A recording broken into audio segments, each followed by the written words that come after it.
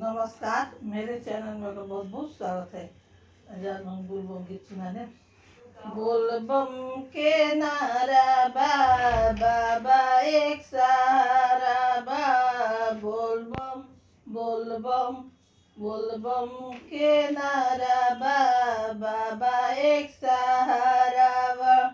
हाथी ना घोड़ा ना कौन सवारी हाथी ना घोड़ा ना कौन सवारी पैदल आइब रउर दुआरी ए भोलेनाथ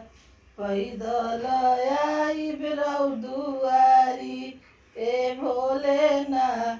बोल बम के नारा बाबा एक सहारा बोल बम के नारा बाबा एक सहारा जइबो सुल्तानगंज से जलवा ले आइबी जाइब सुल्तानगंज से जलवा ले आइबी पैदल आइब रउर दुआरी ए भोलेनाथ पैदल आइब रउर दुआरी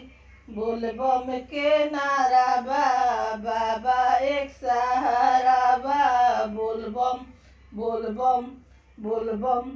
हाथी ना घोड़ा ना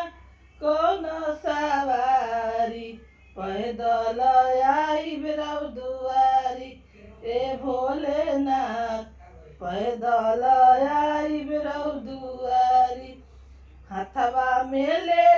बानी बेल के पतइया हो हथवा में ले बानी बेल के पतइया हो पैदल आइब रउर दुआरी ए भोलेनाथ पैदल आइब रउर दुआरी ए भोलेनाथ बोल बम के नारा बाबा एक सहारा हाथी ना घोड़ा ना कौन सवारी हाथी ना घोड़ा ना कौन सवारी पैदल आइब रउर दुआरी ए भोलेनाथ पैदल आइब रउर दुआरी ए भोलेनाथ हथवा में ले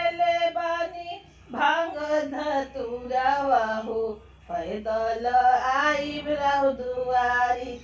ए भोलेनाथ पैदल आइब रउर दुआरी बोल बम के नारा बाबा एक सहारा बोल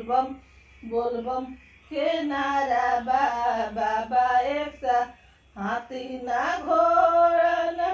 कौन सवारी